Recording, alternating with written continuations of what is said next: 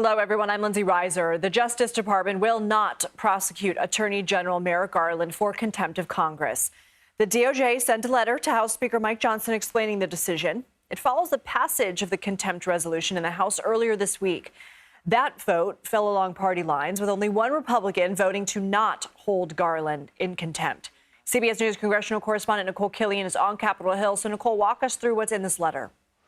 Well, basically, the Justice Department is saying that it will not prosecute Merrick Garland for contempt of Congress. As you know, just this week, the House voted primarily on party lines to hold the Attorney General in contempt for failing to comply, in their view, or in House Republicans' view, with a congressional subpoena. And this all stems from these audio recordings of an interview between President Biden and Special Counsel Robert Hur over Biden's handling of classified documents. Lawmakers were already provided a transcript, but House Republicans really wanted that recording because they wanted to see if it was consistent with the transcript. But what the Justice Department is arguing here is that executive privilege was exerted over those recordings, which in their view was legally proper. So therefore, there is not a need to prosecute the Attorney General over this. And furthermore, they say that the Department of Justice did try to accommodate this request from House Republicans, even though they didn't necessarily feel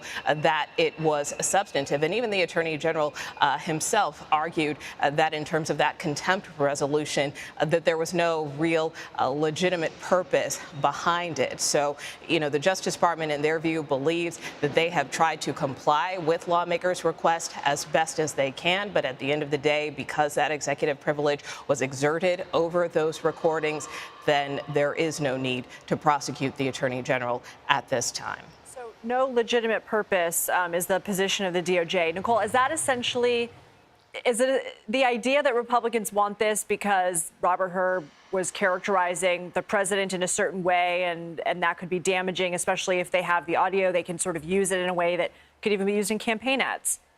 Well, that's pretty much the argument that many Democrats were making. They feel that House Republicans were really just pushing this issue for a political gain, because technically speaking, again, they had that transcript of the interview. So for all intents and purposes, they know what was said and they have that information. But, Republicans argued, well, what if they were trying to cover up any gaffes by the president, or, what if they removed something from the transcript that was actually said on tape? That was Republicans' concerns. But again, Democrats argue that that's really just political theater and Republicans trying to exploit the situation on their part. So again, at this time, the Justice Department making clear that it will not prosecute the Attorney General. And really, there has been no precedent set for this. Obviously, Attorney General Garland is not the first Attorney General to be held in contempt of Congress. But to date, we have never seen an Attorney General